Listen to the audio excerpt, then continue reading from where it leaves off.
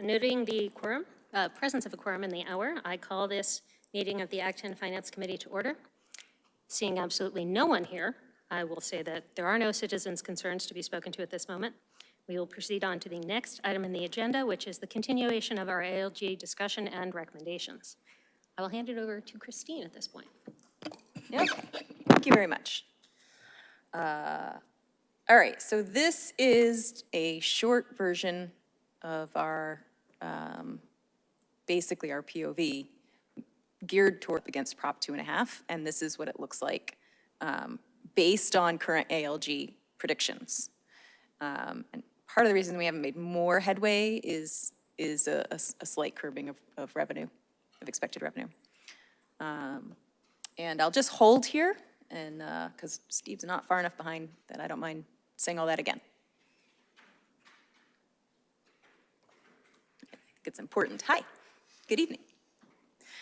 So I just got started, and I was just saying that I left in last year's projections so that it would tell the story for this coming year. So last year, FY26 had a $5.26 million shortfall.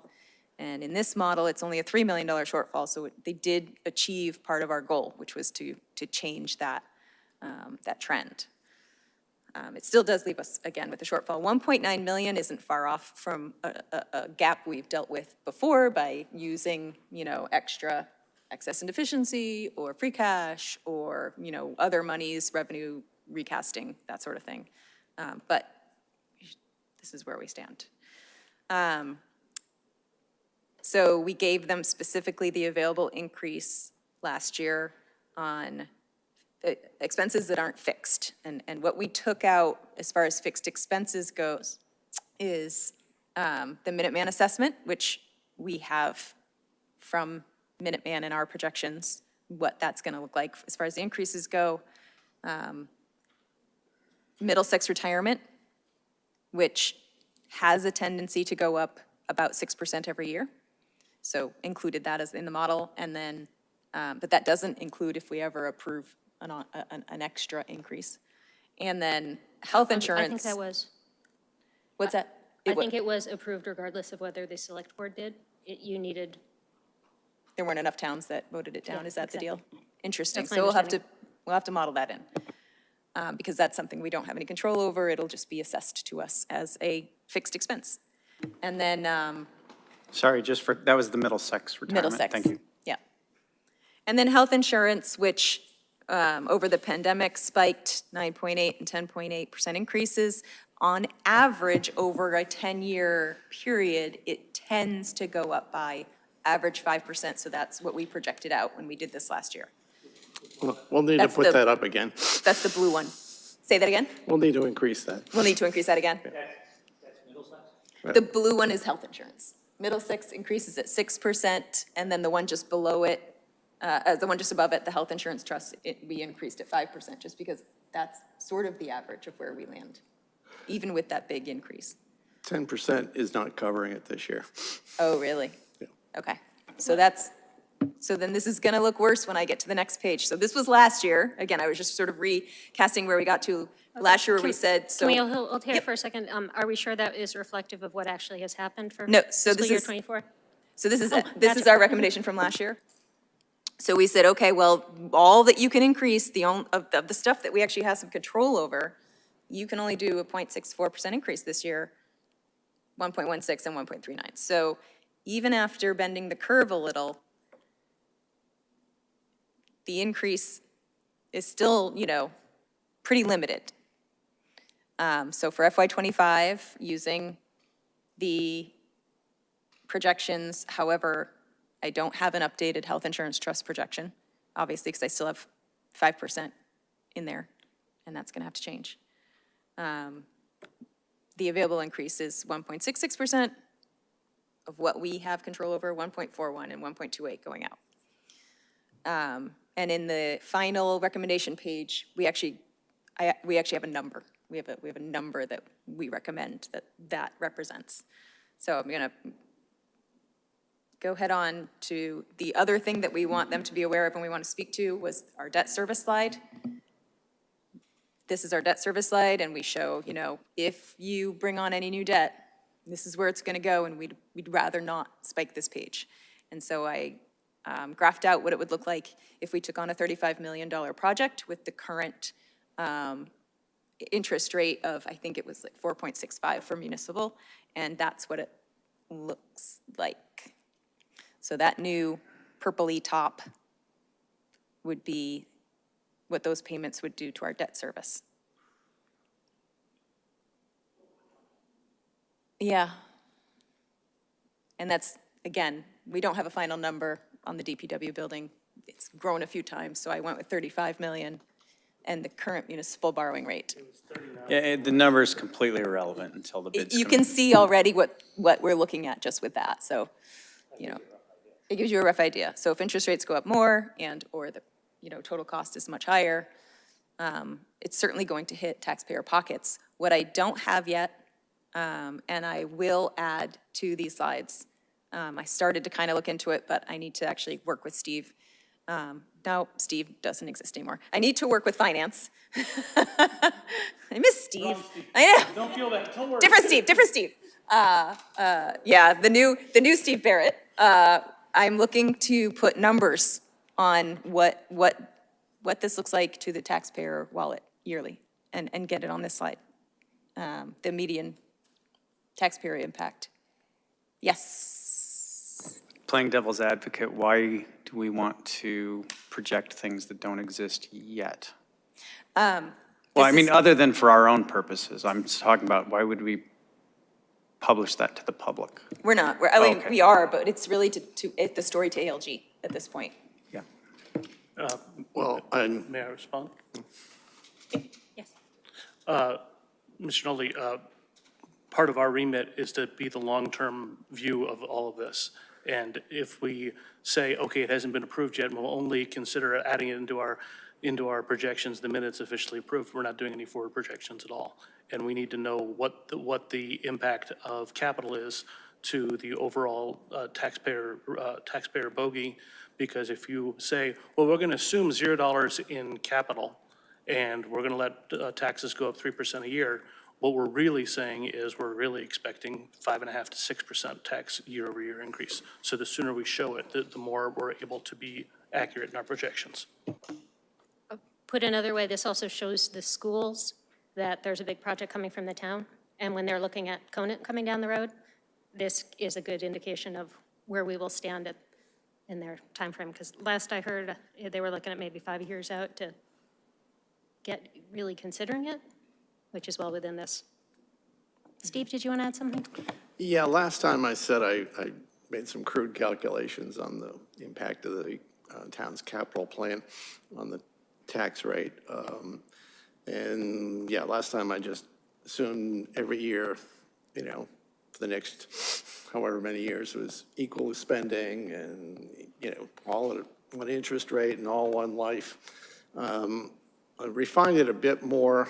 I looked at the bondable life tables and the state has. I looked at what years the actual spending was going to occur in, and I still came out with the same answer. Should have stuck with the one I had. But in fact, it's going on average over the next 5 years, the current capital plan will add 2% to the tax rate. So instead of every year, it builds, but a lot of the spending, because the DPW Senate is in the front end of the forecast, comes quick. So instead of looking at a 2.5% increase every year, people will be looking at a 4.5% or maybe higher % increase in their tax bill. So in past years, we have said, as part of our point of view, that we understand the limits of Prop 2.5, but add in new growth, and we're okay with everything going up by 3%, which has been our recommendation for at least 4 years now to the taxing authorities. We only recently have we started to complain about how Minuteman has been far beyond that 3%. Well, now our base case is no longer 3%. Our base case is now 5%. Because we're not already getting limited. We're already not being limited by Prop 2.5 at 2.5%. So if it's adding 2% to the base case, we're looking at a base rate of 5+% every year. And that's why I wanted to bring that's why I objected to us not having a capital component to this presentation. That's why I'm also wondering if there's any appetite on the committee to make a recommendation about let's not have 5% cap, let's not have 5% blended increases every year. So today, media, was listening to CNBC this morning, and there's a couple financial people on there, obviously. And one of them was saying, you know, we may have, one felt, hey, the Fed's done increasing. The other one was, he thinks they're gonna have 2 more increases. You know, so this obviously is could vary depending on what interest rates are as well. You know, if we all had the crystal ball, we would have done the fire station, the new school, and the DPW all at once and got a really low interest rate. That's not the case.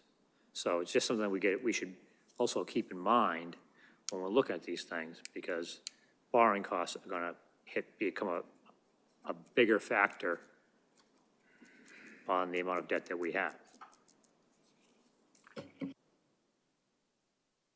So in an effort to steer the conversation, I guess, in the right way, not that it's my role, but I was thinking very deeply about this at the end of my term. It seems like we need to break this down into little bite-sized pieces for our recommendations, right? And I wonder if maybe the first bite-sized piece we maybe should attack is the Minuteman, and making a specific recommendation to whomever it is, whether it's our Board of Selectmen or whether it's just our one representative or our town. And I know that, I think in a previous meeting, we had discussed perhaps making a recommendation to Minuteman that, or whoever gets to decide on the Minuteman, that we wouldn't approve a operating budget above some percentage. And I don't think we ever put a number on that, but something like that, 3%. But at any rate, I just wanted to start throwing that out, even though it's not the specific recommendation that we're looking for ALG. I think it's a part of this, big part of this.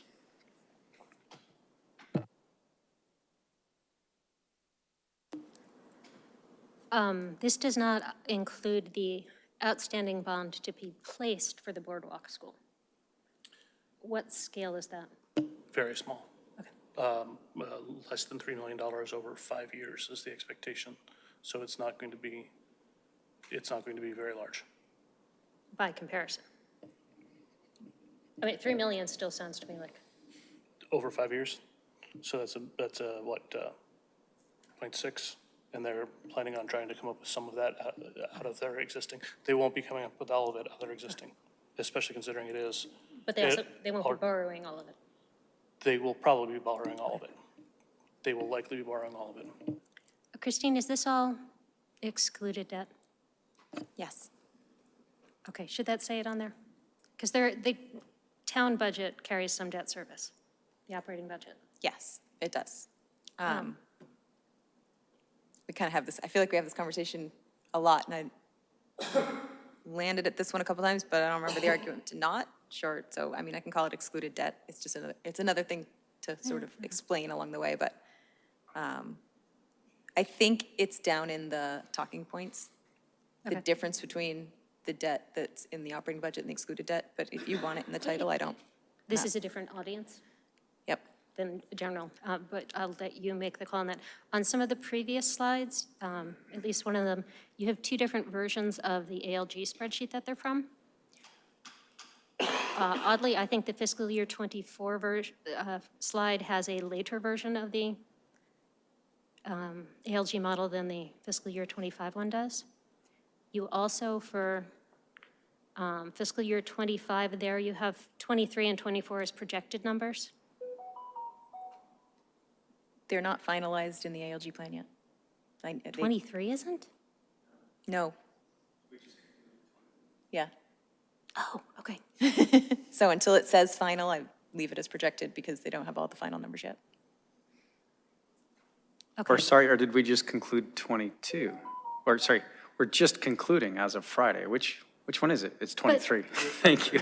Hold on, but we passed a specific budget at town meeting. Is that not what this should represent? That was 24. Sure, Sorry. but even though we passed it, that doesn't necessarily mean that's what we'll spend. Right? We don't always spend every dollar in the budget, which Well, is, yeah, but we don't want to get into turnbacks. sure, but this is just the way it is marked in ALG. It is projected until the final numbers are sent in and approved. I understand that. and I'm wondering if that's how we want to view it in this conversation. If there's any chance those numbers could change, then probably. If they're going to send out an ALG model with an update.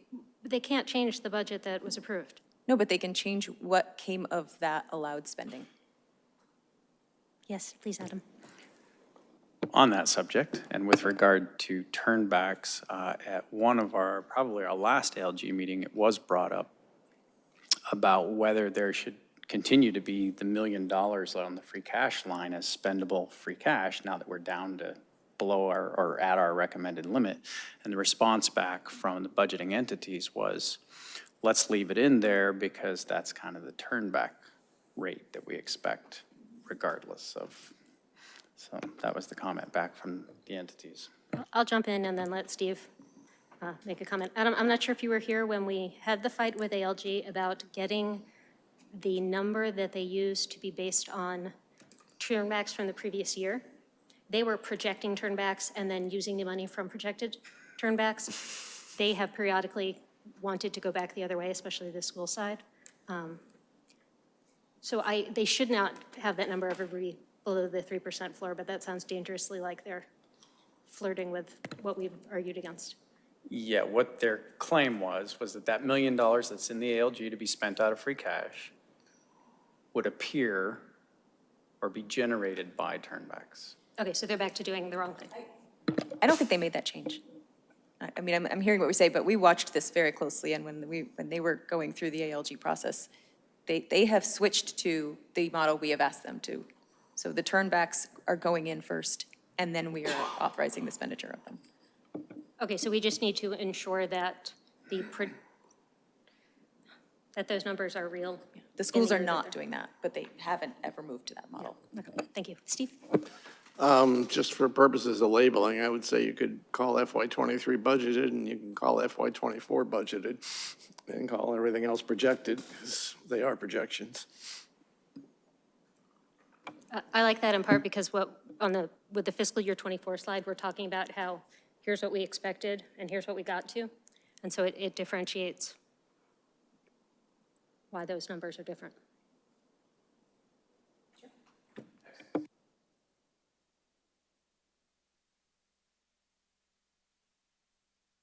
Okay, sorry, I didn't actually mean to do that, but, so this is what the debt service may look like should we take on the DPW, and I think that's worth including in the conversation.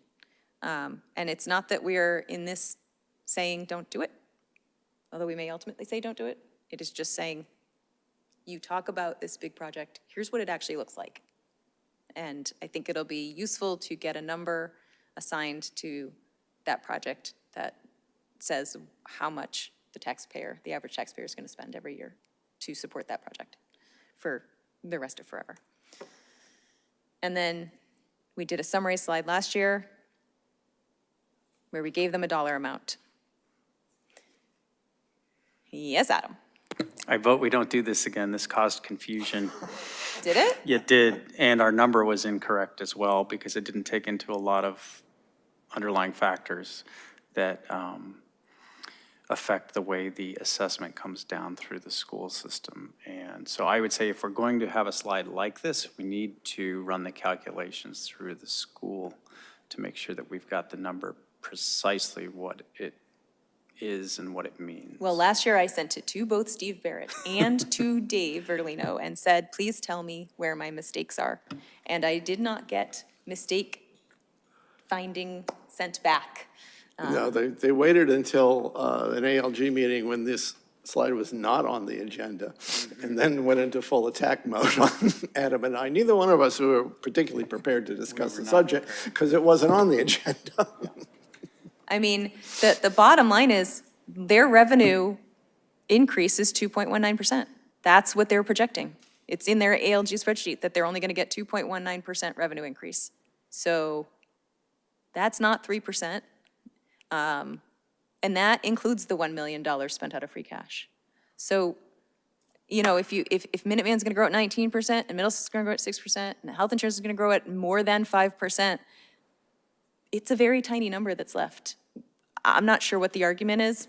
I'm happy to have a conversation with anybody about what's wrong here so that we can make it more accurate. But if they don't update ALG with the correct information, I have, your experience tells me that we need to have this slide in there. If we're going to continue having these communication problems, they're going to need to deal with this, and I will slap them down on that. That is rude and disingenuous. So what they started saying, well, what's in that number? What's in that number?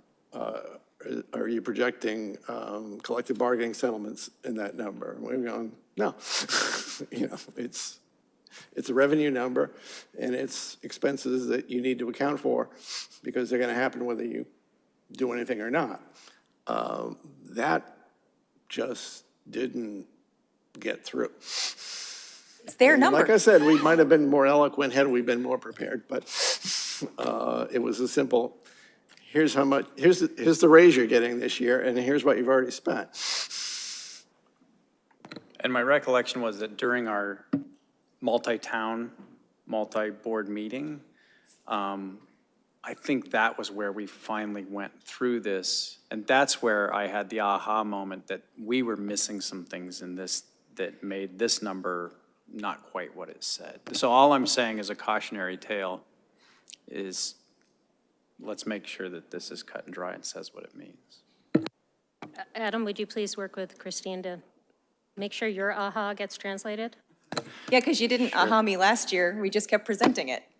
Well, again, it literally came out right before that multi-board meeting.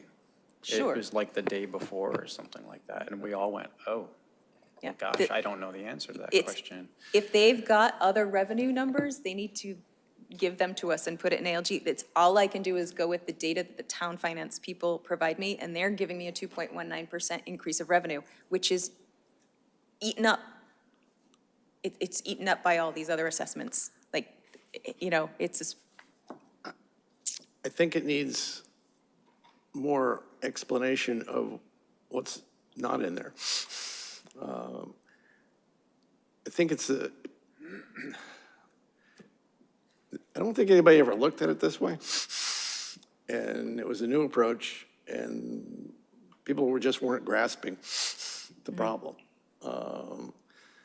Because they think in terms of last year's budget plus, and they don't think about the fact that a whole bunch of it is pretty much out of their control. It was just a novel approach, and they're having their trouble getting their heads around it. So I think we just need to put out, you know, this is what's coming from outside your control. And by the way, we can add some things now that everybody settled their collective bargaining agreements that they have no control over next year anyway. I mean, that number gets staggering. So, yeah, we could, same concept, maybe different format, different, add some things in that we are including now that we didn't include last year because they're on the books. They made 3-year agreements. I'm sorry, you should. No, I'm with Christie. I think if ALG does not recognize that we have this discrepancy, then it's, I think, all the more reason why we need to underline it, because clearly something's lost in translation, and really the numbers are coming from those parties. So if they're not seeing what we're seeing, then we maybe need to double down on how we are communicating to them, right? Yeah, so my recollection was that it was really a question of the calculation of the assessment, very specific. And my recommendation will be that we can work on this together, and I will recommend that we talk to Adam Klein. Regardless of who's on which subcommittees and whatever, he was very clear and asked the poignant questions, I think, that, that identified what the questions were as to what's in that and what might be missing or what it was. And I wish that I could remember more specifically how it all washed out. I can't. I just remembered that there was first a panic mode, then there was second a questioning mode, and then after that was an understanding mode. And part of my understanding was that maybe this wasn't quite right. That's all I remember. I like that we're doing this. Last year was the first year that we did this, so this was a good thing. So I absolutely want us to keep this going. But I'm also saying I want us to make them understand that we have to take a look at the whole tax picture. So if you want to have another 2% in capital, maybe this year you don't get to go to 3% in your increase. Maybe you have to limit it 2.5, maybe you have to limit it 2. And it's going to be even harder to get there, but at the same time, it's a blended thing. I guess my thought is, do we need to have another one of those meetings we had, so make sure that they understand where we're coming from, right? And if we're all on the same page and what we're looking at. You know, if it took to that meeting to get them to understand it, that tells me that we need to have another meeting like that. You mean the multi-town? Yeah, multi-group, whatever you want to call it, yeah. I absolutely second that idea. That was definitely a moment of understanding in that meeting, and that, I think, changed the entire conversation. And in my opinion, it steered the thought process of the school committee more toward what a budget entity should be steering from, which is how much money do we have to spend? Prior to that, my anecdotal history from all of you and other people in town is that the steering has always been from what would we like to do? And so I agree, and that's why I agree. I think it was extremely helpful and put everybody on the right path. Right, I agree, and I think too that it's also, you know, driving home the facts between, the point between needs and wants, right? Well, we want this, but if we can't afford it, you know, you can't afford it, right? So is it really a need of the town, the schools, what have you? So I think that's what needs to be kind of driven home in some way, shape, or form. And I've said that multiple times, that when a representative from select board's been here and the town manager, et cetera. So, I mean, I think we just gotta kind of still work on those facts with them. And the more data that we have, you know, now you have the collective bargaining in there, and so if you can add that in, or however we flush this out, I think that's gonna prove our point. Yeah, so from my point of view, I mean, I'm very happy to sit down with the finance people in the town and the schools and, you know, try to identify what they think is missing from this calculation.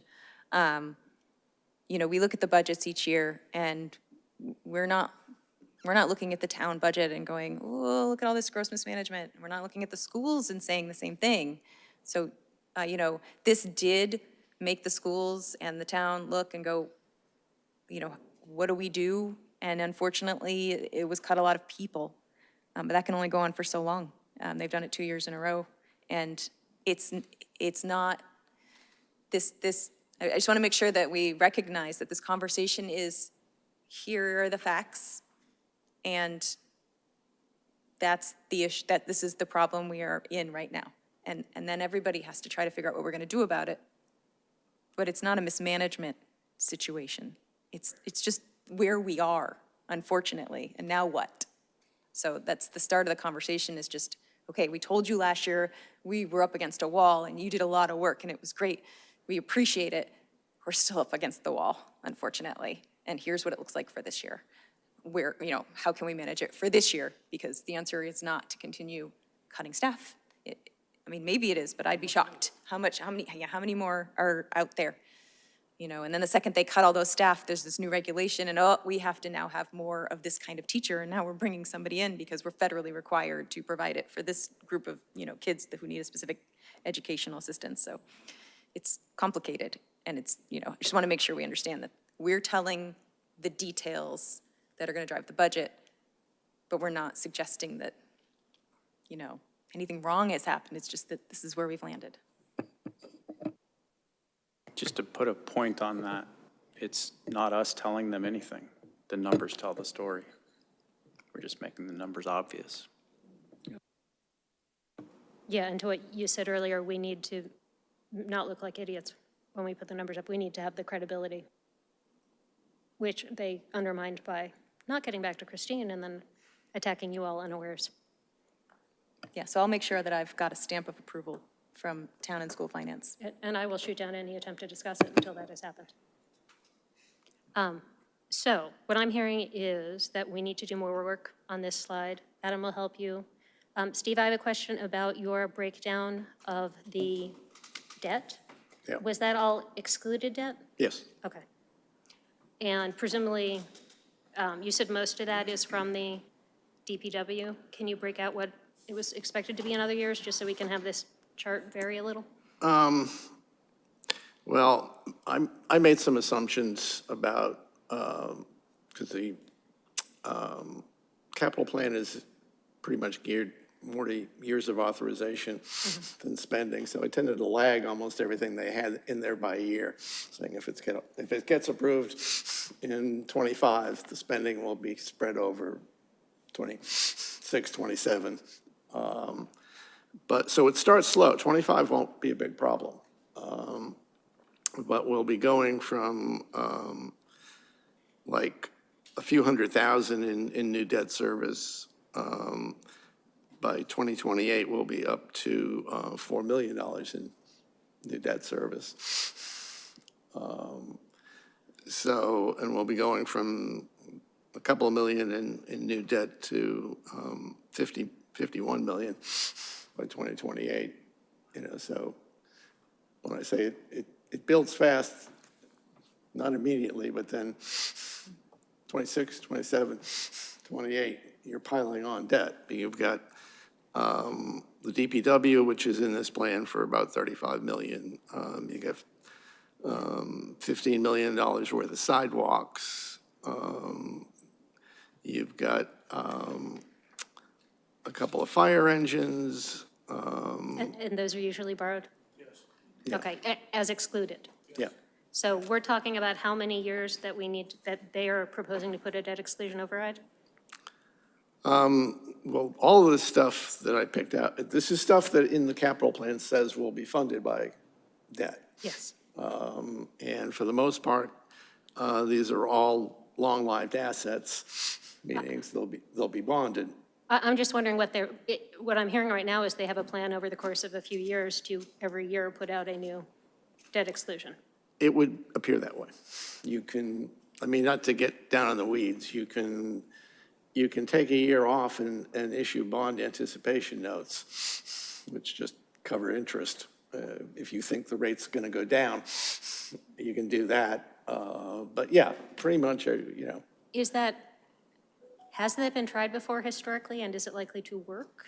Bond anticipation, No, I mean multiple years in a row of debt exclusions. not in my tenure on this committee. It's smaller numbers, yeah, bigger numbers. You can't keep going back to the well every year. Yeah.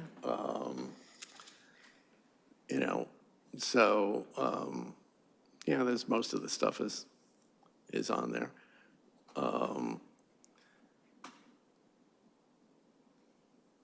And I haven't even concluded the schools in my calculation. And they're not keeping up with their website since we lost JD. Yeah, So, you know, when I reached out to Peter last year, he gave me a couple of things, you know, in the outward terms, but, you know, there's probably more. And with the schools, it is, as far as what he told me for last year, smaller numbers.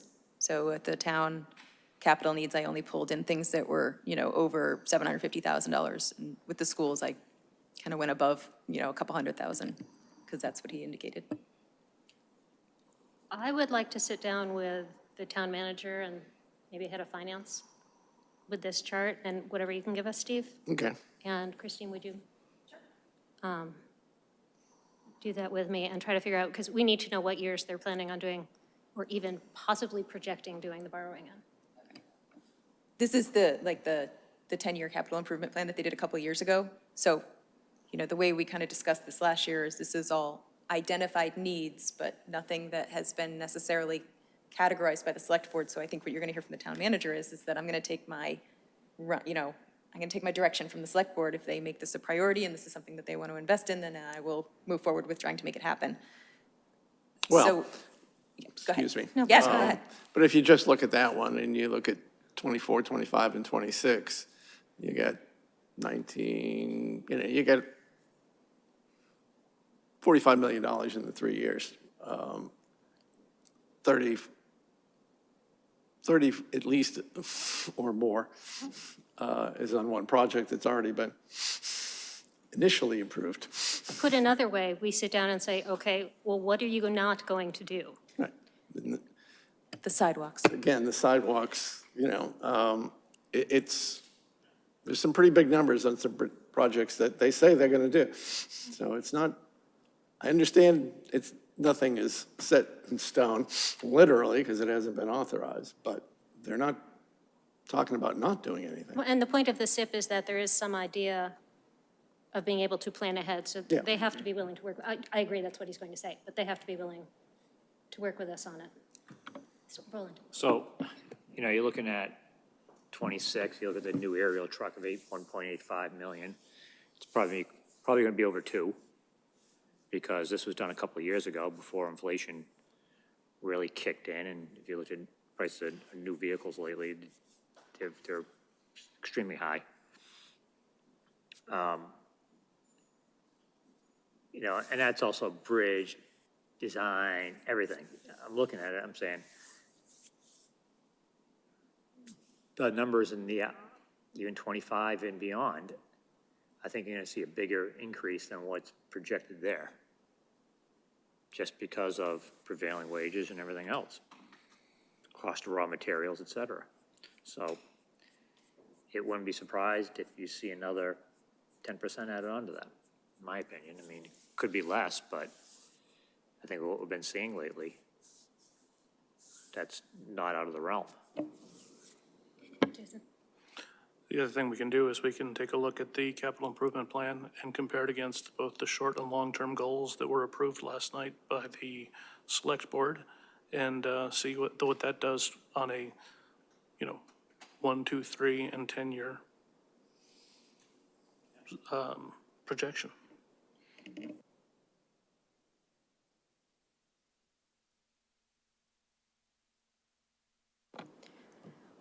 Where does this leave us with our ALG recommendation?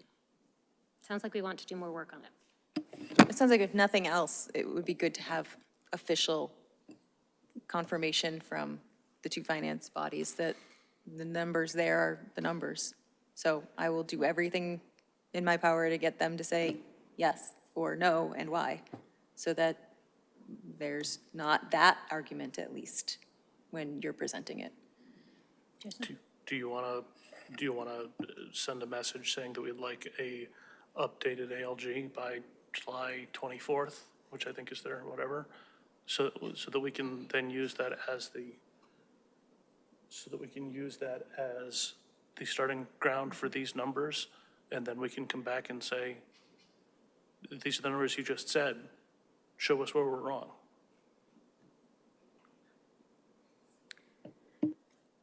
Can we talk slides a little? I find it confusing to have we showed you last year projected slides versus what happened this year. It's just the back and forth between the two. I have a hard time tracking. Yep. Yeah, we can just take off the FY '24, and you could be prepared to speak to the change between the projected shortfall and where we landed with the cuts that they already initiated, sort of, Yeah. make sure we highlight that we appreciate that actually made a big difference. Still a problem, but, so, yeah, I mean, I can just, delete that, it's gone. Okay, and for the other one too. Yep, do the same thing here, so, yep, so you just have the projections based on current ALG, the projections when you pull out fixed expenses versus what we're able to make a change on. Do you want this, the debt service only with the potential DPW? Or, Definitely with. Definitely with, the question is if it's only. yeah, That's where it would be helpful to understand, what they're just doing. kind of what it looks like, and then, I feel like with the SIP, they should be willing to put more in there. I recognize that they can hem and haw, or they can say no because it hasn't been approved, but it's not a useful tool if if it can't be considered. if nothing else, it feels like it is a priority for the select board, for the town manager to move forward with the DPW building project. Whereas some of the other things maybe haven't been locked in or identified or made a priority or a goal. So I definitely wouldn't want to not have this. Jason, is there anything in the short-term or long-term goals that we could point to? Number one in the long-term goal is construction of the Department of Public Works building. And the short-term goal on the Public Works building is allocating resources for a project manager. Now, that's not going to be debt, but that's still resources for the Department of Works, Public Works. So yeah, there's definitely, on the short-term, secure funding for sidewalks for several neighborhoods. Well, what percentage of that, 15 million qualifies as secured funding for sidewalks for several neighborhoods, right? So that all counts. And was approved last night. Okay, so that can be part of the discussion with the town manager? Yes. Okay, so we're clearly not ready to vote on this. Are there any other changes we would like to see? I think, Christine, you said you were going to try to put dollar numbers. Yeah, I'm going to try to get Like specific median. dollar numbers for the median household for what each of these projects costs, right? So if you're spending $10, a year on what's left of the Parker Damon building, and then you add on to that whatever for the Acton schools and so forth, and what that number's gonna grow to if you add it all together on top of your regular tax bill, which is on top of your CPA surcharge. It's, oh, no, it fell off, you're right, sorry, I was looking at the beginning of the slide, but. So that's the last of the public safety facility here, so there's like one last payment down here for the public safety facility, and then pink is the junior, senior high updates, which are luckily gonna fall off in a couple more years. And then, we didn't take on anything for quite a while until the Boardwalk campus, North Acton Fire, potential DPW. We did have some bonding in there for equipment, fire trucks, et cetera. That wasn't excluded. They covered that within, They cover that within. they cover it within operating. Within the operating, so, okay. Got it. I think we have to also discuss that, I presume we're going to have an override in this timeframe we're looking at here. I don't see with the budgets, the way they're functioning, that we can get away without doing that. Someone, please tell me whether I'm right or wrong. I don't know whether you're right or wrong, but I'm telling you, I'm against it right from the start. I'm not discussing that side of it. But thank you. I'm not surprised by that. You ready to vote on that one? Adam, Well, that is something we do have to decide, right? Isn't it standard that by the end of October, we have a go or no-go on whether or not we're going to entertain an operating override? okay, I'm going to put it this a different way. I have spent my tenure on this committee saying that we needed to keep a close eye on the school budget. I have recommended cuts to the school budget. I also have children in the school, and I can tell you it's been cut too far. And it's not going to get better if they need to keep doing cuts. We have a real problem. I don't know what the answer is. There have been increased needs in the school, state-focused. Yes, we should all be talking to our state representatives to get that to work, but we're staring down, I think, a problem that we need to recognize. We're not doing a good job here if we don't even discuss that it's probably coming. I don't want it. Adam? I would say that the answer is not up to us. It's up to us to let the ALG know which things we will and won't support. With regard to, what our recommendation should be, last year was extremely simple. Would anybody like a recap of what our recommendations, or do we all remember what the recommendations were last year? For our new members, why don't you state it? So last year, we came up with 2 recommendations that were extremely concise. One was that we will not approve spending of free cash below the 3% floor. And the second was, we will not approve an override for fiscal year '24. That was it. And we had that information out by sometime in July, if I'm not mistaken. I think it was either early June or early July we had made that recommendation.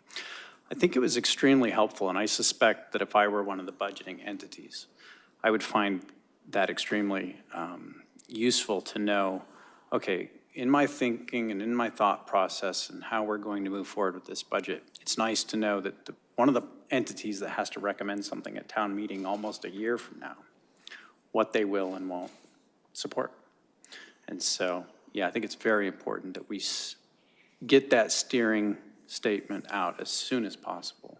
But it also needs to have teeth. We can't just say something because we'd like it, right? It has to be something that's reasonable as well. So I certainly would recommend that we come up with, again, the bite size, very simple, very concise, and something that we can take all the way to town meeting next year as a recommendation without having to backpedal.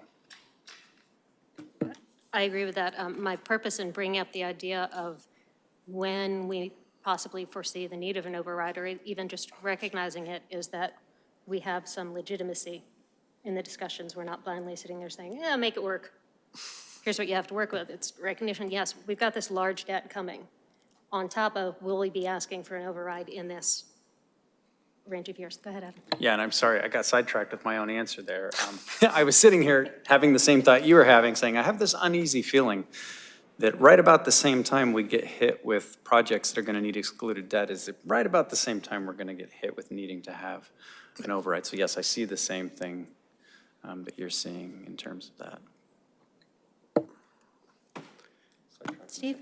Yeah, the history was ALG needed to make the call on an override in October because it takes quite an effort to organize people around an operating override. And given that last one we had was 2005, 2006, I mean, a whole group of children had gone through the school system without ever seeing an override fight. And their parents too. I think we can get 325 without an operating override. I don't know what the timing on the DPW building request is going to be. If it's next year, town meeting, then you won't have the two-headed monster of a debt exclusion and an operating override. You'd have one maybe in '25, and the operating override comes in '26. It's not good to have them both at the same time. But it is important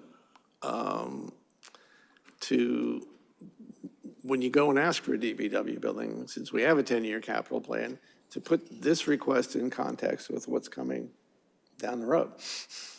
Instead of saying, okay, here's an isolated occasion, we're going to ask you for 35, 40, whatever $million it is, and this is the impact on your tax bill. And not tell them that we're also going to ask for $34 million worth of sidewalks and, $5 million worth of fire engines and stuff like that, the year after that or the year after that. So I think it is important that we get into this point of view that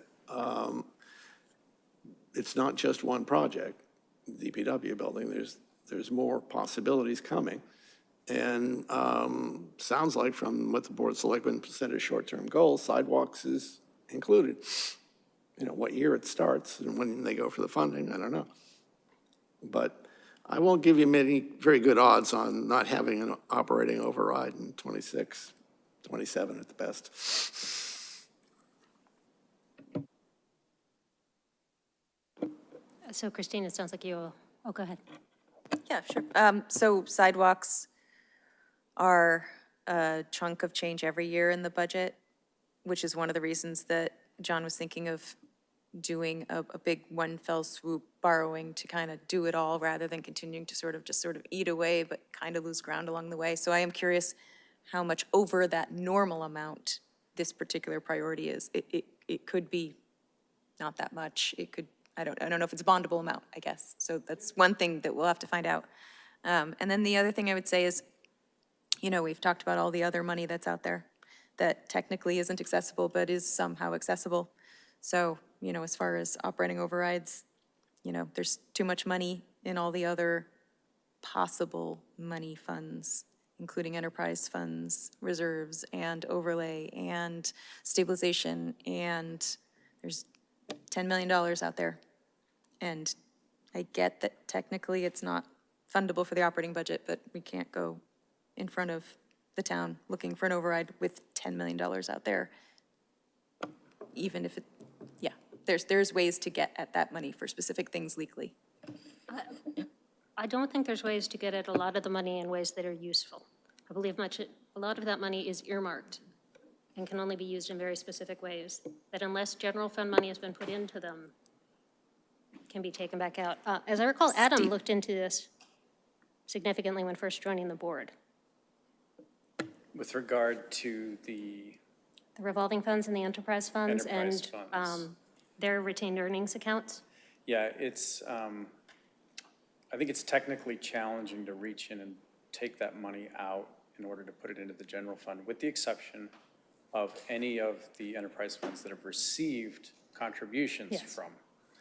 The rest of them are difficult. Not impossible, but So that's a good chunk, that's not, No, I understand. I just also know through discussions with Mr. Noon in the past that there are ways to use that money that offset costs in the operating budget legally. And I'm not saying all of it. I'm not saying we want to draw them all down to nothing either. But we also cannot go in front of the town with $10 million in reserves, no matter where it is. I would argue that we do not have $10 million in reserves, that is a naive look at We the- have $10 million of taxpayer funds. I believe that, and frankly, probably a lot of that should be there. It is for very explicit purposes. Steve, would you like to jump in here and clarify? I'm not going to give a number on how much we have in reserves. So what Adam said about taking money out of retained earnings of enterprise funds is true. The fact is, if you subsidized them in the past out of the general fund, you can take that money back to the general fund. As far as other ways to, I guess, use the enterprise funds to help out the general fund is we don't always allocate all the costs associated with an operation to that enterprise fund. They may not fully allocate all the benefits. They may not fully allocate all the space they use. You know, they're supposed to be a business-oriented fund, but they don't necessarily carry all their expenses. Some of it is carried in lump sums, and mostly in the finance director's budget. So you can do that. You can assign costs out of the general fund that are perfectly legitimate, because if the people are working in the enterprise fund and they're getting paid in the enterprise fund, their benefits should go in the enterprise fund. It's just a different form of accounting than they do here. So there are ways to do it. Are these huge numbers? No, they're not. Before we ask for an operating override, should we have explored every last number we can get at? Yes, we should. You just said a really big number. Of the quantity of money out there, I certainly didn't say that we spend every dollar down to zero and that was possible. I was trying to say what Steve said. I apparently said it ineloquently. No, you just said $10 million. It sounded, I Total, apologize. if you add up all of the buckets. This sounded like Jason's concern about there being money hidden places. It's not hidden. It's not hidden. It is where it's supposed to be. It is being used how it's supposed to be used. And Never declared it again, hidden. we I should just said it still was access taxpayer money. every dime possible. Yes, my concern is that that will become an easy argument for people to pick up without understanding it. That's on us to fix. Yes. which is why I wanted to have this discussion now for whoever might be listening. Roland? Don't forget, there's money sitting in stabilization funds as well. Yes, and we need to understand any potential implications of spending that down, because last time we discussed it, we got yelled at. We also got to understand how much money is sitting in them as well. We got yelled at, but they We don't used have an it. updated figure on that, and that's, I think we should request, if you could request that from the finance department, so we know what stabilization funds are out there, what monies are sitting in there. That might help frame if we recommend pulling money out like we did 2 years ago.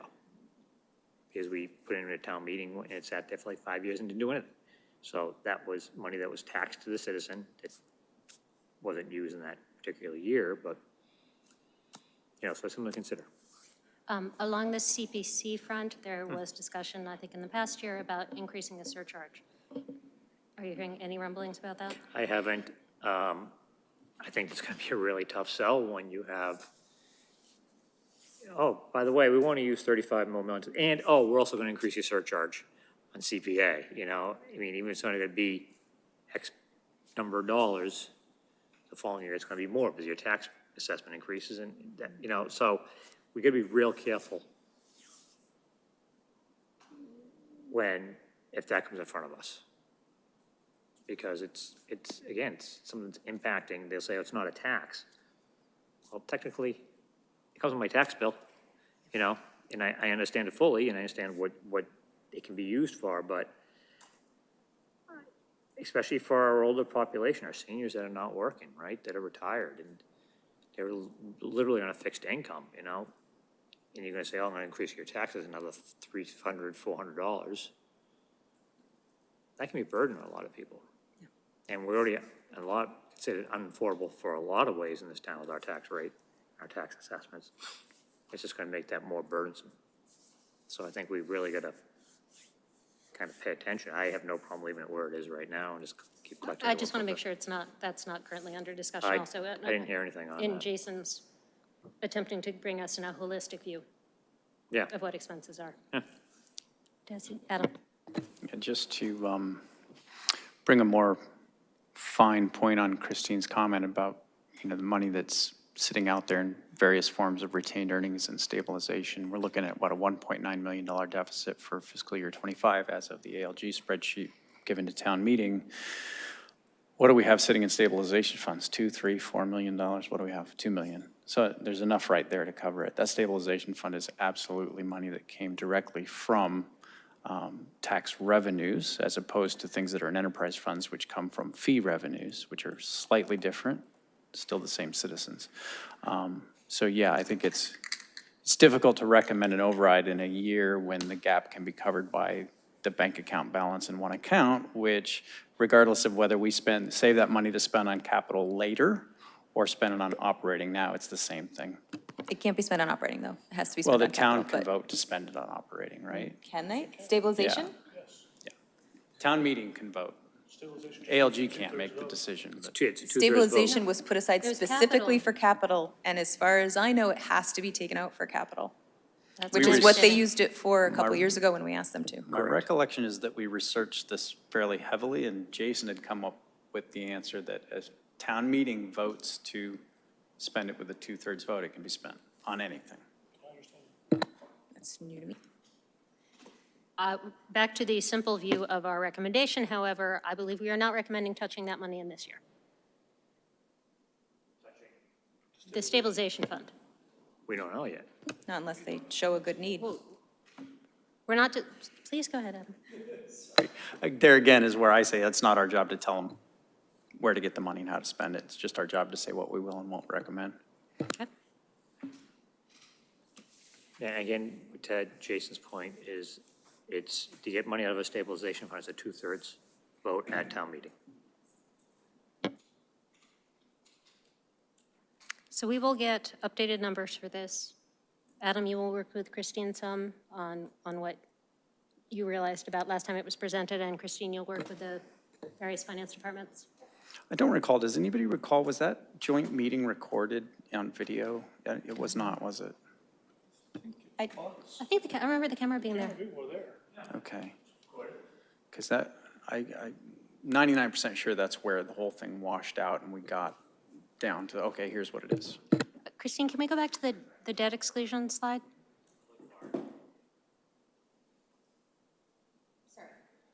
Yes, just this one, right? Yes.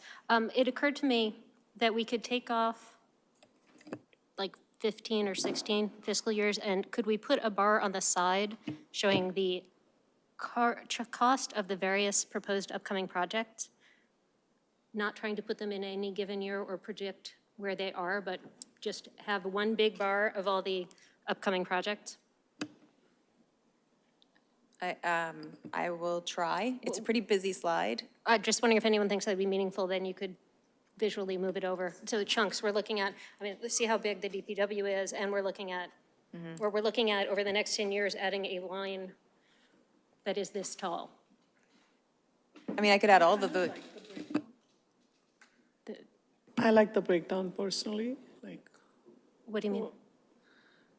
were you suggesting that all of those be sort of conglomerated into one? No, no, no. like I'm suggesting that we could add a bar off to the side that was entirely new numbers of the proposed, but we don't know when they're going to happen projects.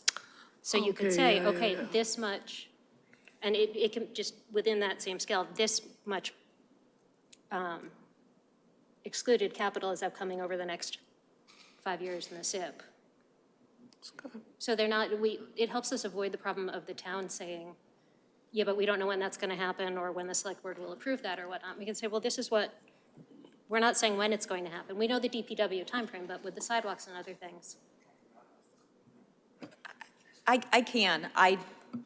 my personal feeling is they hired a company to look at our capital needs for the next 10, 15, 20 years. It's up to the select board to decide if they want to pursue any of those. The select board is not currently pursuing a sidewalk plan of They $15 are. million. They're pursuing some targeted sidewalk work, which there's always sidewalk work, which is why we need to understand, is this over and above our typical spending on sidewalks and how much? But they're not talking to us about a $15 million Okay, sidewalk the plan. SIP is, if they're going to stand there and say, we have a The 10-year SIP plan. The SIP is something another company came up with. No, it's something the town presented to us and said, this is our 10-year plan for spending. What John said, what Mr. Mandrati said is, we don't know what year these things will happen in. Things change. So I would like to just make a pile of, here's all the things that they're saying will happen, but they don't know what year it'll happen in. But I think the problem with putting it to one side is that the impact of having it overlaid on the existing debt, and as the existing debt is falling off, and we're reacquiring debt, I think that impact will be lost if we take it out separately. But we can't allocate it to any one year because we don't know when it would happen. I just want Well, to yeah, but capture, all these other bars need to go somewhere in here. It gives you an estimation of what it would look like. It may not be 100% accurate. This only estimates the DPW. This ignores all of the other problems, all of the other forthcoming projects. Agreed, but this is bad enough, so Well, but that's my know. point. This doesn't have Conant in it. This doesn't have all the other things. And I've seen year after year, people come on and say, we'd like this new thing. Okay, that's great. But without the context of how many other things, it's the, we'd like this year. Okay, no, wait, now we'd like this the following year. I just want to get and put in front of people the sense of the scope of what's going to be asked for long-term. Could we put that in another slide? I would be fine with that. I just thought having it next You know, to, because I think having it next to this is what Christine's going to say. It's going to be hard to, well, here's a chart with all this additional debt. I agree that it kind of gets lost in translation at that point. And I don't mind taking off the first 2 years or 3 years on the slide to the left, or 4 years maybe. I think So it tells the story, though. If you take too much of that off, you're not showing that we went from this, and our argument on the new twin school was, yes, your debt's going to go up, but once we get a few years out, it's going to go back down to almost where it was. So if you pull too much off the back end, you lose that story. And the other point I would make is, Christy, do you want this for the POV or ALG? I want it for ALG. The POV too. I think you're going to just open up a whole can of arguments that we're not asking for this right now. It hasn't been approved. It is identified as a potential need. It's up to us whether or not we decide to do it. I hear what you're saying, and I am not looking forward to having that argument. However, I think we're doing a disservice as a long-term planning committee to have an idea that these long-term plans expenses are coming. We've been told they're coming, and kind of be ignoring them, which is what we're doing in our current projections. We're saying all these things are going away, and this bar is still going to be high, but we're not saying all these things are being, you're telling us, you, the school and the town, are telling us all these expenses are coming. But the point of this particular FY25 ALG short list is to get in front of ALG before they start budgeting this year and say, here's how much money you have. We need you to be aware of that. This is the data. Good luck. What you're talking about is more our point of view. No, I'm talking about, and when you take that into account that you're talking about doing all of these other things coming up. But they're worried about, we're talking to their budget in this upcoming year. Not only that, But- they need to plan that in a broader context. And they need to be honest with us about what that broader context is. Okay. Jason? To Adam's point about trying to have simple declarative statements about what we support, we do not recommend an operating override this year. We do not recommend bringing both an operating override and a debt exclusion in the same year ever. We recommend keeping our 3% floor. We do not recommend any blend of taxation that increases average single-family tax bill by more than 3.5%. In the coming year. In the coming year. If we are trying to get ahead of ALG and the taxing authorities for the immediate year, to Adam's point, we have to have simple declarative statements and why we defend them. Why 3.5%? Well, I'm open to 3.5, I'm open to 3.75, I'm open to 4, but I'm not open to much more. And the reason why I landed on that is if we're looking at 2% for the DPW building, and we're looking at a 2.5 as a standard prop 2.5, not including the new growth, I'm allowing them in for this short year. The 2% for the DPW building is not for fiscal year '25. It might be. It depends. If they ask at the next town meeting for a $35 million bond, it will be. That won't be till FY25. And that's what we're talking about right now is Yeah. FY25. Adam? So for my clarity, this question is for Jason with regard to that last recommendation, if you'll read it again. We do not recommend any blend of taxation that increases average single-family tax bill by more than 3.5%. And your purpose for saying that that's a recommendation that we should consider is to mitigate the possibility that, okay, if the budgeting entities don't want to go for an override, they might instead opt to take out a bond. I'm saying that I'm trying to protect the taxpayer. Yep. And what I don't want to have happen is I don't want to have a situation where we go, ho-hum, it's 3% like it's been for the last couple of years, but we're also adding this building and, gee, we couldn't quite fit in the sidewalks and the fire engine this year as part of our operating budget. We haven't covered that bond under the operating budget like we've done in years past. So we're just going to throw it all into debt exclusion. Excluded debt. Which is a backdoor way of raising the taxes. So what I'm trying to do is say, when you sit down with your sheet of paper and you try and do your budget, don't say, hey, what's the best way? Don't do what the school district just tried to do, which is to say, I've got this revenue source over here, which is one thing. I'm going to see what I can grab from it. I want them to pay attention to the fact that we get one tax bill, and we want it to be a little more even-handed. You know, by the way, I think it's been too much of an increase over the last couple of years. I understand, Christine, that you think that everyone's cut to the bone. I don't believe the municipal side is cut anywhere near close to the bone.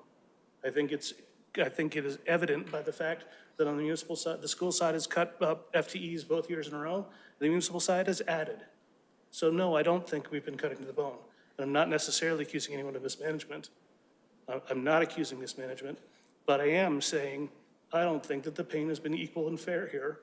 And I don't think we're at a point where we should start saying, oh, okay, well, everyone's done all they can. Let's start talking about an override. Right. Can you please read all those recommendations again, please? We do not recommend an operating override. We do not recommend bringing forth both an operating override and a debt exclusion in the same year ever. We recommend keeping our 3% reserve floor. We do not recommend any blend of taxation that increases average single-family tax bill by more than 3.5%. You would need to change, put the word free cash in that recommendation rather than reserves. That's a very specific term. Fine. Yep. Other than that, I like those recommendations. I was at first cloudy on the last one about the blended, but I realized that protects I don't want to against- say you can't ever have a nice new building. I want to say, if you're going to, listen, think of it, as I was told on my first day on the committee, spend it like it's your own money. If I got to go buy a new car, if I got yet another kid who's turning 16 in 9 months, and I've got to go get another car, maybe I don't eat out quite as often. Maybe I don't get that extra labor here and there for the next little while, because I know I've got this expense coming. What I'm trying to say to all the taxing authorities is, you on the municipal side have a gigantic building coming.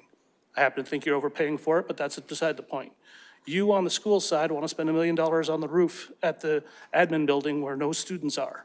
You on the school side are thinking about updating Conant in 5 years. You on the municipal side want to spend $15 million on sidewalks. If these are your priorities, that's fine. My priority is not to out-tax the people in town. So start from the beginning with all of your priorities. Don't try and play a shell game of, we get to raise taxes by 3% because that's what Prop 2.5 does. And hey, if we can just get 51% of the people to approve of the excess cost, then we can get away with it. That's not how I think we should approach budgeting. That's why I want to blend the overall tax bill. And I'm open to the argument that 3.5 is too low. I'm open to that argument. I started low, but that's why I said a blend. Yeah, 3.5 is too low. Where would you put it, sir? At least 4, maybe higher. Okay? This is the debate I think we should be having. I would be perfectly happy to move on all of Jason's points with the exception of the last one, which we could debate and come back to another time.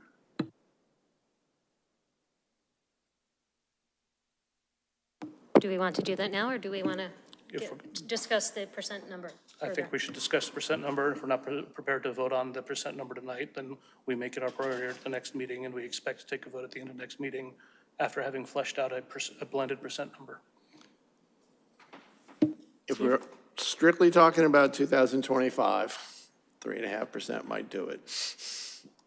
If we're trying to extend that beyond 2025, I'm not sure there won't be a year when between excluded debt and operating costs that we would need to go over 3.5%. And my crystal ball is a little cloudy once I get past 2025. Adam? Doesn't Prop 2.5 kind of automatically get us to 3.5%?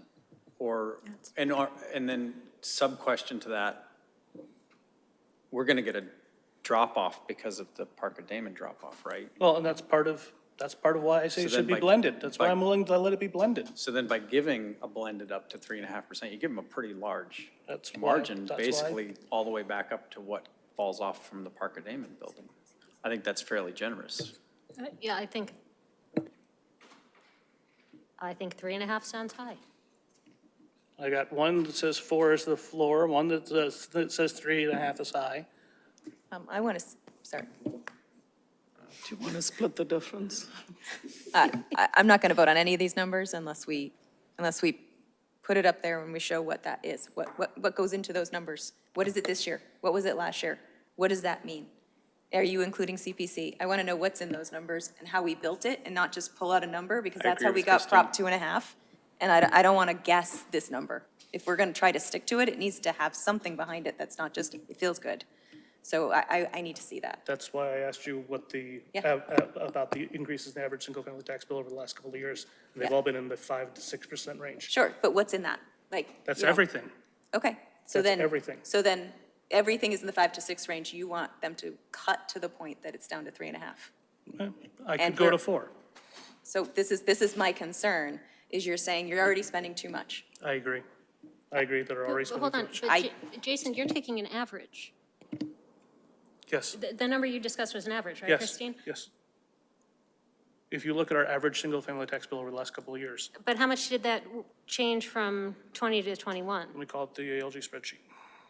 It's going to take me a while. I don't I have it. I in front of me. appreciate we want to keep an eye on the average, but I also, the budget can naturally grow by 3% every year. I don't see why in any year we would give away more than that without a recognition that there was an extraordinary reason to do that. Extraordinary being a reason to go and get a debt exclusion, which, as we know, we don't do every year. We're giving it guidance on the coming year, which is why my inclination is 3%. But he's saying blended, so are you talking CPC? CPC doesn't really count. Well, are you CPC talking, you doesn't said the grow. whole tax bill, right? Right. Okay, so every bit of CPC my tax bill, CPC doesn't grow, it's just 1.5 CPC flat. is exactly the same percentage, so it doesn't change at all. Right. It doesn't grow as a percentage. So what I'm talking about is if you take the municipal, the school assessment, the Minuteman assessment, and any debt exclusion that you're gonna win or succeed at, I want that added all together, and I don't want it to be above 3.5 or 4% over last year. Yeah, so I think that hamstrings us just because of the things that are already identified that are outside of our control, like Minuteman and health insurance and Middlesex. I appreciate that we're hamstrung, but I also, we had years and years where the tax increases were more than what the average single-family income was getting, and now that inflation's even worse, they can't just keep going because it's not keeping up with what the residents of the town are earning. It's out of control at this point. Then I think at some point, we need to come up with a list of services that should be cut or staff that should be cut because I'm afraid that's we the need to be able conversation to that- back that up That's and afraid not that's a just, conversation we have to have, yes. not just throw a number out there. It's fine. It's part of the conversation we have to have. Steve, did you have something you want to add? Given that we are rolling off some debt this year, I feel like debt exclusion shouldn't even be a part of the discussion for fiscal year '25. I think that number we're presenting should be separate from debt exclusion. I just worry that you're allowing them to come back with a large debt exclusion number on top of a max tax increase. All right, how about 3% plus no debt exclusion? Then we're saying right now, we're not going to recommend the Department of Public Works building at the end of the year? I don't think we can say that.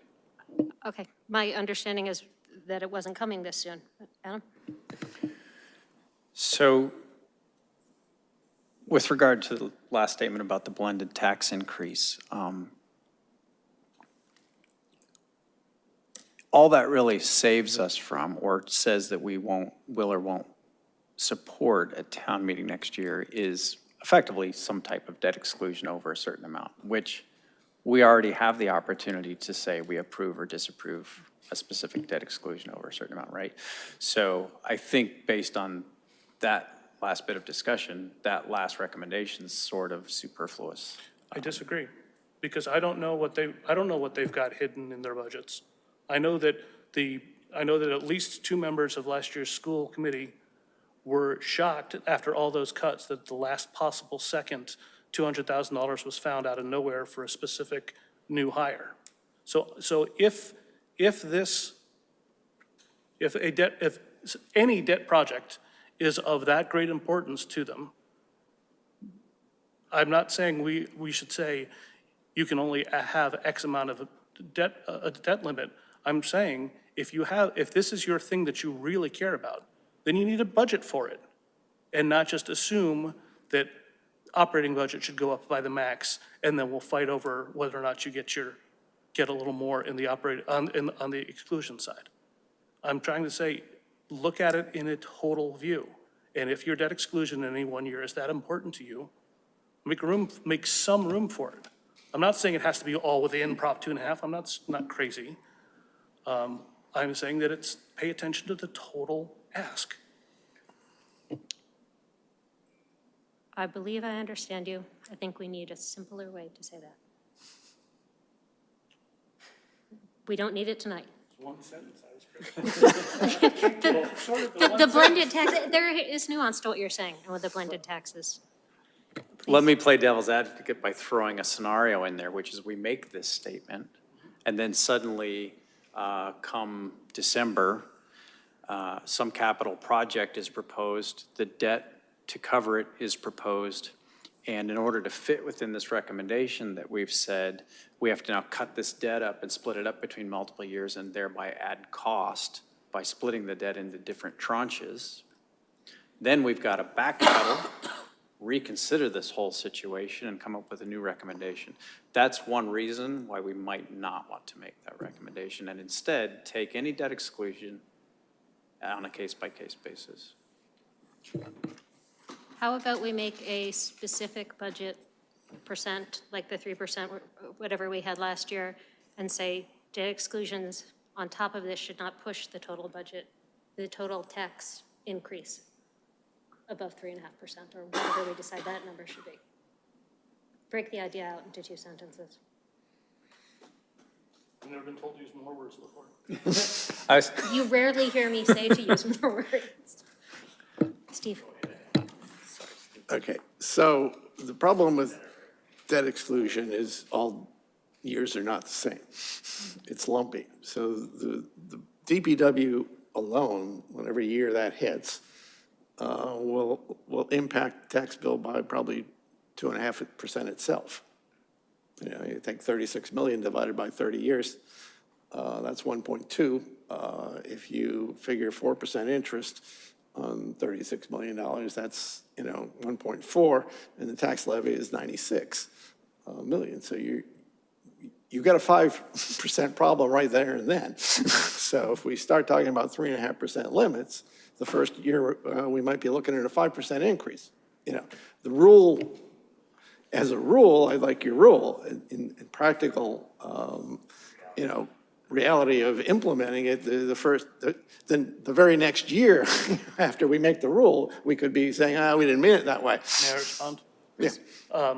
That was why when I first mentioned it 2 meetings ago, my recommendation was that we ask for a 3-year moving average of the tax increase to try and keep this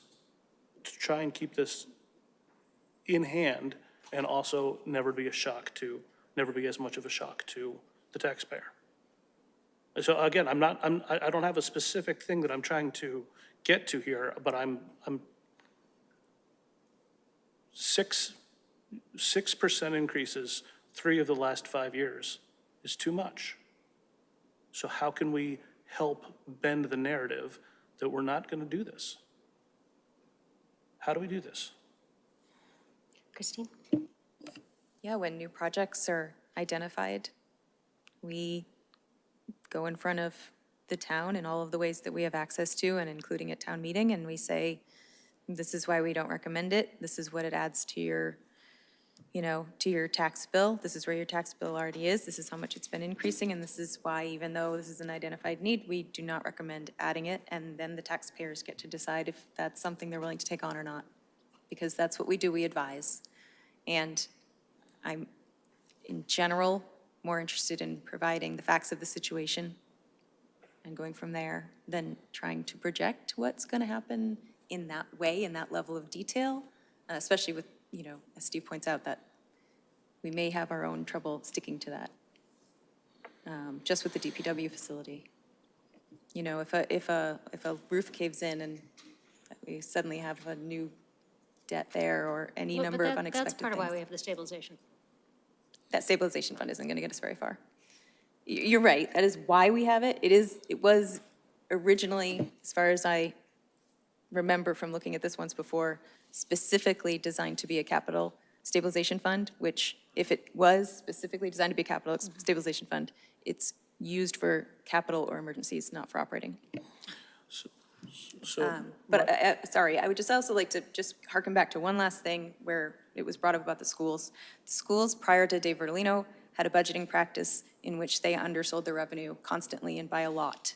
And Dave came along and he tightened up the accounting practices so that the revenue came in closer to actual with a general fluctuation in turnbacks that was similar to the towns and made more sense.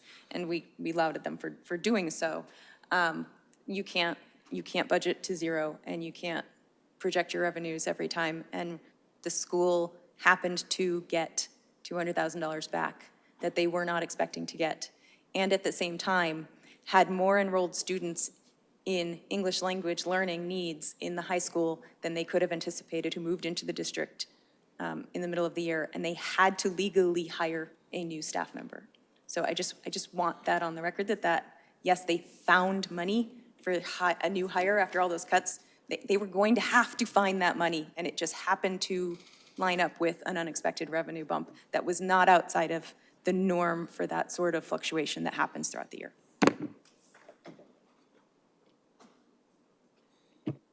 Jason, oh, you were turning it off. Okay. What I'm hearing is we have a lot more to discuss. So we will come back to this at our next meeting. Christine, do you have what you need to continue with this? I guess I don't necessarily think I have an answer on this slide, but maybe I do. So I would like I am- to take this information and put it together with your slide from the POV on the years in which things are done and propose an additional slide possibly to attempt to express my idea. So I will do that and create it for you so that we can discuss it. That would be great. Okay. I'm happy to do that work also, if that would help. It's not complicated at all. So I really don't mind doing it. My only concern long-term is that this whole process of us getting in front of the budgeting bodies before October, prior to last year, they never wanted to have any ALG meeting or any discussion because they didn't have a budget, so there was nothing to discuss. And last year, we pushed to get in front of them because we were very concerned about FY24, and we thought we had information they needed to have for FY24 budgeting. And I thought that what we were developing here was specific to, you're about to budget FY25, this is something you really need to know before you go into that, which is why we're pushing for a meeting early in your calendar. It doesn't mean the ALG process ends, but I am concerned. I will create this slide. We can have a discussion about it. I'm just concerned about muddying that discussion by giving them something to argue about that takes the focus off of the number, in the next slide, which I think is So my follow-up is The that goal. maybe this is, this seems to me like more of a slideshow than we necessarily want to present to them, but the basis for what I think has been a very good discussion that we have had here. So I'm not sure we actually want to show all of these things. Adam? What I was going to say is, as a FinCom member, I don't need these specific slides that we're looking at to make a decision about how I'm going to vote for our recommendations for fiscal year '25. This is a farther projection than fiscal year '25. And if I were still on the ALG, I wouldn't probably present this to ALG. I would just present our recommendations. At some point, this will need to be tidied up for the purpose of presenting our point of view for the what is it? The school committee and other That said, planning. Yeah, but I don't need this to make a decision for fiscal year '25 recommendations. to me, this educates my decision for fiscal year '25 in the broader perspective. That said, I'm very close to what Jason said, and I think it's just the devil in the details. I'm getting there. And I would hope that even though you argued over whether or not this number, ultimately was specifically correct, it pushed their budgeting process in a way we've never, they didn't create a budget and then have us tell them how they had to walk it back, which is what typically happens. They created a budget already with incredible cuts because I'm not saying we need to give them this whole thing, but this, if I can get them to agree that this is realistic, I think it's more impactful than just the recommendation, but Yeah, I agree. Yeah, you guys and have to get in the room. That gets back to my point of the numbers do the talking. And all this number has to represent is the last penny that there is to spend. That's all it has to represent. I think with that in mind and the discussion about what percent increase, it'd be helpful to have that number on here. That this is based on our recommended increase percentage, budgetary increase percentage. No, never mind. It has nothing to do with that. I see where I got lost. Okay, so we will take this up again next meeting. Adam, do you have time to work with Christine on what you discovered needs to be included in here before the next Yeah, I'll one? dig my email first and see what the specific questions were that came back first, and then we'll reach out to either Adam Klein or somebody else on the school committee who put those very thoughtful and, in my opinion, accurate and deep digging questions, like what's, how does this affect? Yeah, it was very informative. Okay, anything else anyone would like to say on this? Wonderful, thank you. Let's move on to Finance Committee business. I hope you all have had a chance to review the minutes. I have a few updates to make. Has anyone else?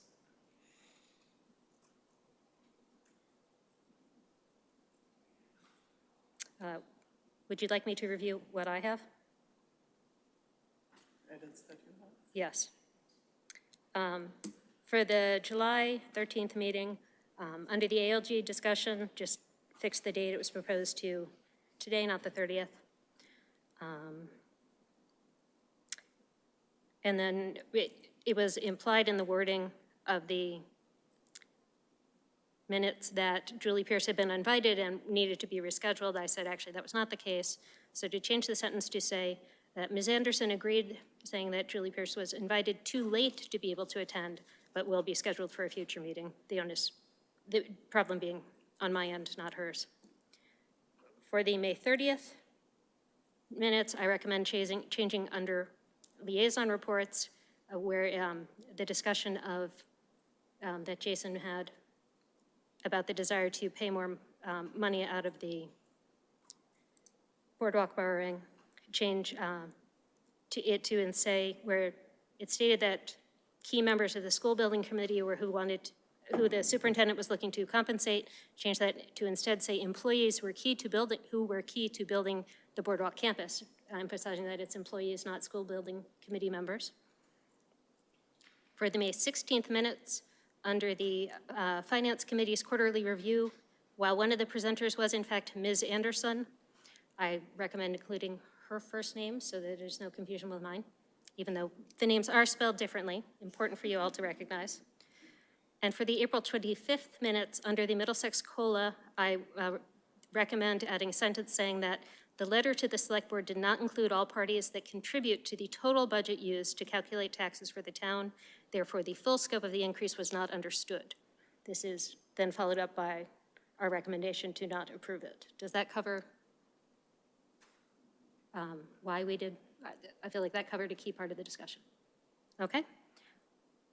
With all of those changes and not hearing any others, do we have a motion to recommend? We're discussing the meetings of April 25th, May 16th, May 30th, and July 13th. Is that correct? Or is that June? You said July. It's not July yet. Can't be July. Yeah, sorry, that's why I wanted to. June. June, thank you, yes. Just wanted to make sure I had that correct there. Move to approve as amended. Second. All in favor, say aye. Aye. All opposed, say nay. Abstentions? Wonderful, thank you. All right, up next, we have liaison reports. Who wants to start? Jason. The select board met last night. There were a couple of citizens' comments regarding a particular building in town. Don't think it is going to have bearing on the finance committee unless something good comes of it from a legal perspective. Don't want to say much about it this time, but just put it on people's radar.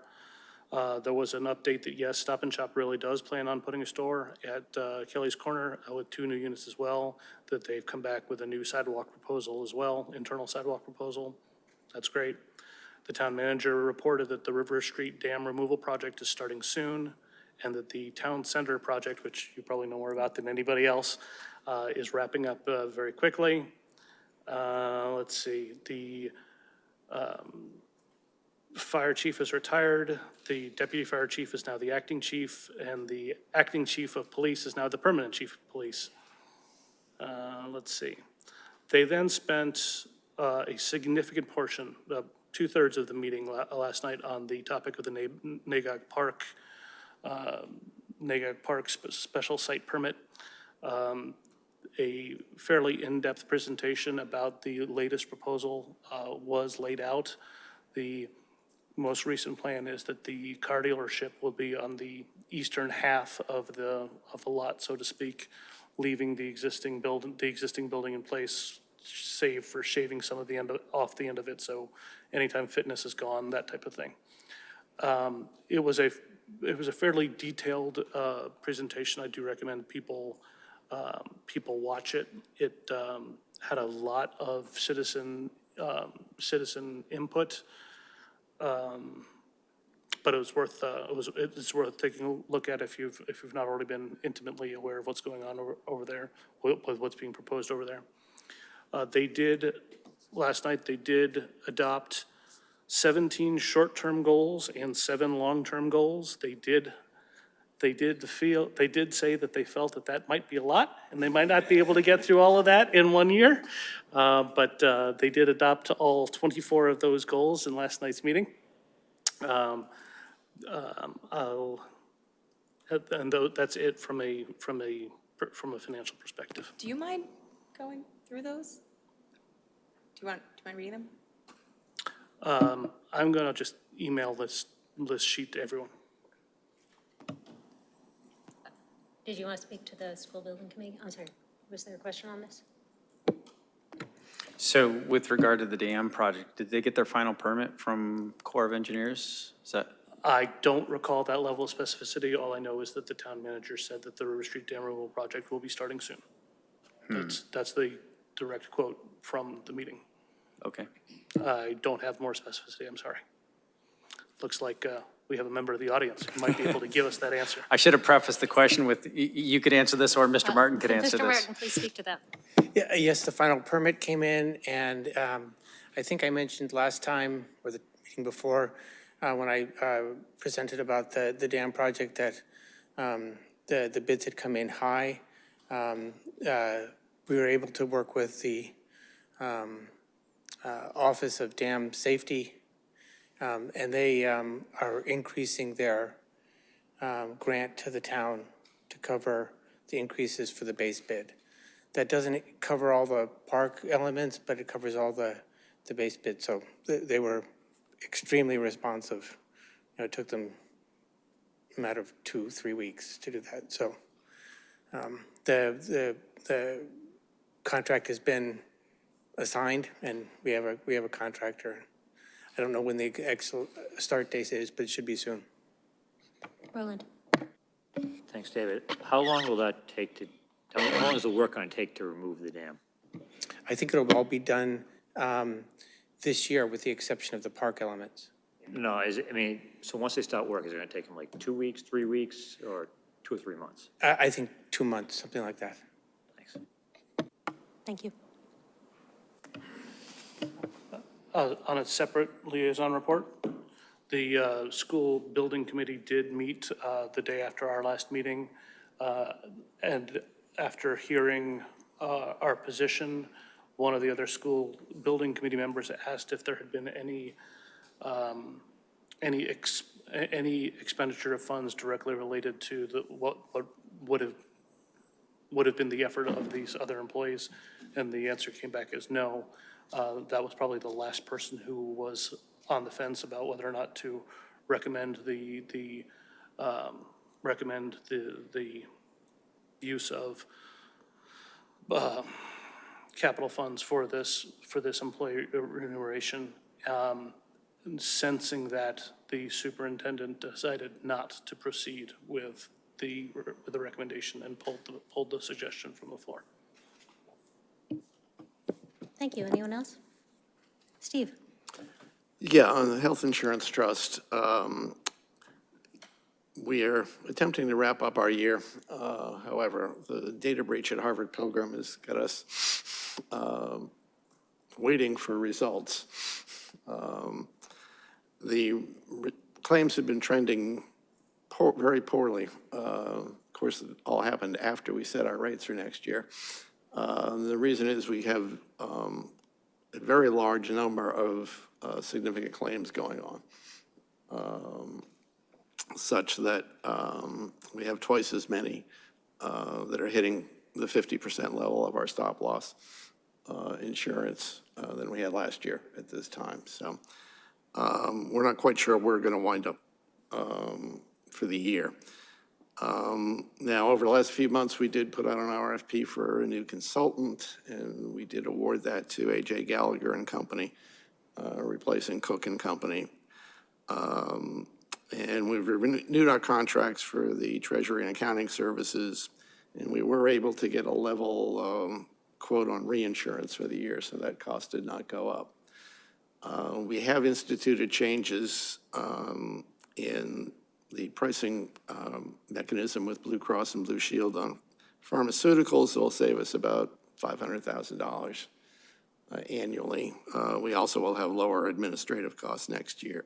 However, we've tasked the new consultants with coming up with some options over the summer that we can then take to the school and the towns as to how to get the health insurance back on a healthy fiscal basis. So other than that, I was reelected as the chair, unanimously, I might say. Or maybe I should say nobody opposed me. And Andrew Schwartz was elected as clerk for the upcoming year. Anyone else? All right. Regarding our next meeting, we are scheduled for July 11th. Does that work for a quorum? It's possible I'll have to be out of town, but I will definitely be able to join via Zoom. Thank you. Okay, so as we've learned, we need a quorum present. I will be here. Okay, wonderful. And you will be a full member by then? Wonderful. We need two more who can commit to being here. I think I'll be around. All right. I should be Anisha? here as well. Wonderful, thank you. Okay, any other announcements on, I was hoping that Mr. Majors would be here, as it was his last meeting under his tenure, but he unfortunately is not. We have been, as a town, very lucky to have him help serve us all, and I know his viewpoint will be missed. Do you want to add something? Is he here before you? Nobody was here before me. Bob Evans? Mike is older than me, by a few months, I believe. I would like to point out that when I was chair once and somebody asked me to appoint a representative to the Minuteman Building Committee, I was kind of at my wit's end as to who I was going to ask to do that. And to my great surprise, Mike raised his hand and volunteered. Now, if you don't know Mike, Mike was in the, I believe it was the Airborne Division in Vietnam. And from my brief Army service, I know you never volunteer for anything. And I just want to commend, I've seldom seen a member stick with an assignment as doggedly and as persistently as Mike did over the many years he held that assignment. Well, Mike, if you're out there watching, we will very much miss you. Okay. Vlad, can we have a motion? I move to adjourn. All in favor, say aye. Aye. Opposed? Say nay. Abstentions? Nope. Wonderful, thank you.